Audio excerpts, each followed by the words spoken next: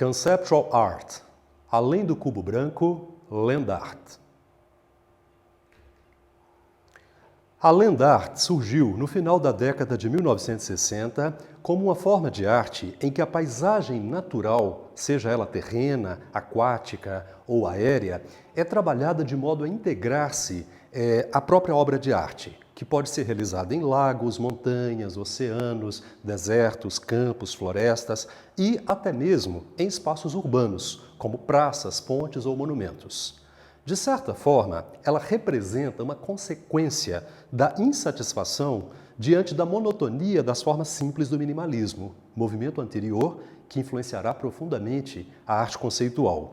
E ela expressa também um certo desencantamento relativo à tecnologia da cultura industrial, bem como o interesse que estava surgindo acerca das questões ligadas à ecologia. E por isso, a Land Art é também associada à ideia de um movimento que vai surgir nesse período, que é o pós-minimalismo. E também, por suas características e formas, essa arte nem sempre pode ser exposta em museu ou galeria, a não ser por meio de registros fotográficos, videográficos, etc. Geralmente essas intervenções são temporárias, de curta duração ou até mesmo efêmeras, sendo raramente permanentes. Mas devido às dificuldades da sua realização, certas propostas da Land Art não foram além do estágio do projeto. E assim temos que a afinidade com a arte conceitual não é apenas aparente. A Land Art é considerada também uma das formas de arte conceitual. E por isso, nessa parte agora da aula, vamos conhecer algumas das obras mais importantes, das mais emblemáticas realizadas pelos principais artistas desse movimento.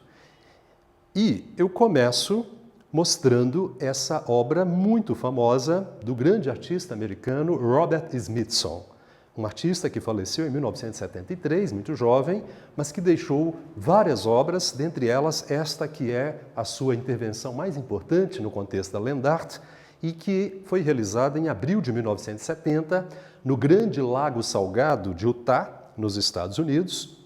E esse trabalho, como vocês podem ver na imagem agora, é um trabalho que consiste de uma espiral feita sobre o Grande Lago, com rochas, sal, cristais, terra, lama, água, compondo 475 metros de comprimento por 4,5 metros de largura. É uma obra que durou pouco tempo, é uma intervenção efêmera, mas ao mesmo tempo muito forte, como podemos ver nessa outra imagem também, que traz então o momento em que a obra ainda estava sendo feita, o momento em que ela está ainda intacta, para, na sequência, vermos o momento em que a obra começa a se desfazer.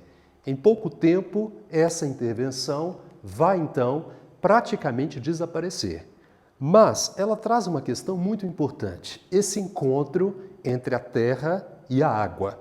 Esse encontro entre esses dois domínios, esses dois universos. E, ao mesmo tempo, a ideia de um trabalho que é feito não mais para ser uma obra que pode ser exposta em galeria ou em museu, mas uma obra que só pode ser registrada e, portanto, uma obra de arte conceitual.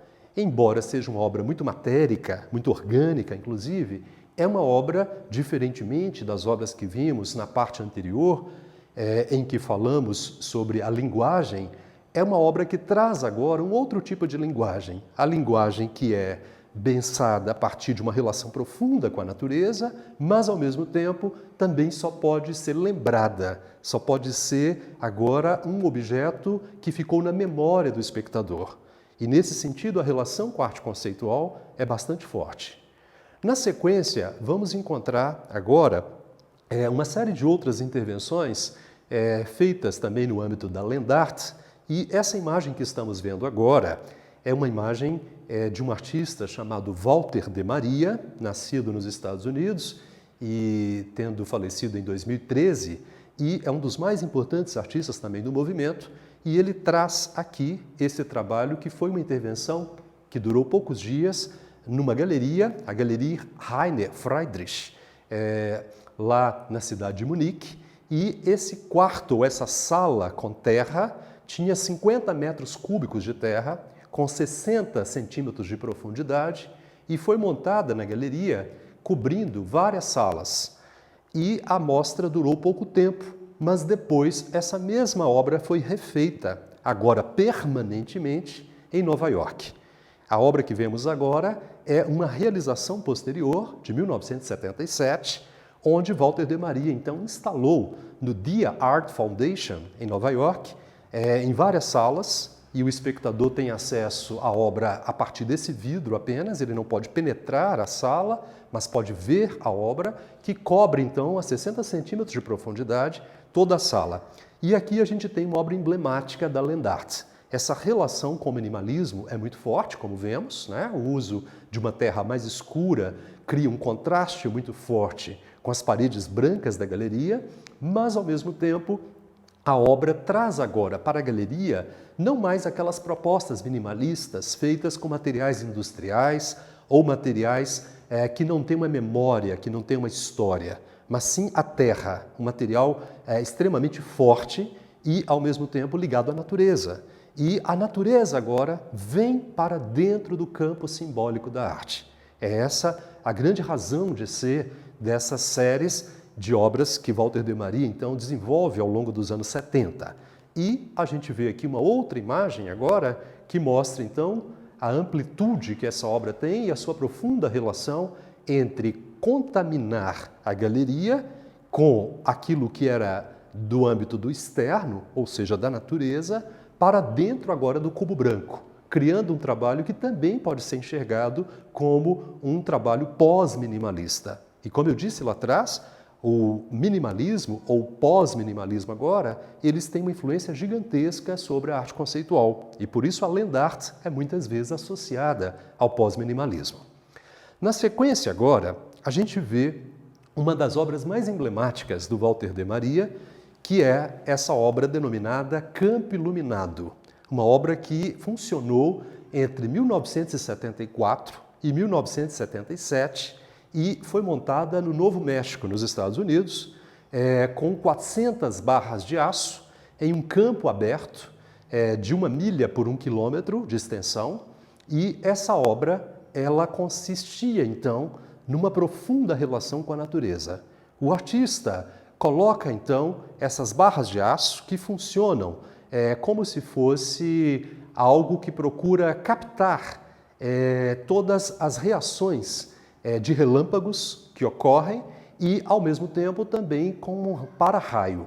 E, por isso, como é uma região geralmente muito atingida por raios durante o período chuvoso, essa obra se manifestava como se fosse uma relação profunda do artista com a natureza, como se a obra tivesse agora uma dependência da própria natureza para existir. E por isso, então, o campo iluminado só existe quando, porventura, caía raios naquele local. O público não podia, obviamente, aproximar, o trabalho era cercado, como a gente pode ver aqui nessa outra imagem, e essa obra é uma obra que tem uma profunda relação também com o romantismo. O romantismo foi um movimento da filosofia, da literatura e também das artes visuais que ocorre a partir do final do século XVIII e nas primeiras décadas do século XIX, inicialmente na Alemanha e depois também na Inglaterra e diversos outros países, chegando inclusive ao Brasil, e esse movimento pregava a ideia de que a natureza era a força mais importante de todas as forças. E por isso, esses artistas intelectuais vão acabar criando uma relação profunda com a natureza e que, de certo modo, é uma crítica ao excesso de racionalismo que perdurou por todo o século anterior, que foi o século XVIII. E, ao mesmo tempo, criticando o iluminismo, eles trouxeram a ideia de uma arte passional, de uma arte voltada para os sentidos. E o que essa obra de Walter de Maria evoca é justamente uma grande surpresa, de repente estar num campo aberto que é iluminado por uma questão contingencial da natureza e que, ao mesmo tempo, provoca um sentimento de beleza associado a um sentimento de temor. E aí, quando temos o temor de um lado e o sentimento do belo do outro, segundo Kant, segundo Schiller, segundo Hegel e outros filósofos que escreveram sobre o romantismo, dá-se aquilo que é chamado de sublime. Portanto, temos aí um sentimento de um outro tipo de beleza, uma beleza que agora também está ameaçada pela própria ideia de morte, pela própria ideia de medo. E a land art, como trabalhou muito com a natureza, ela vai, de várias formas e em várias obras como essa, se associar a esse conceito filosófico, a esse conceito que marcou muitas produções também do século XIX.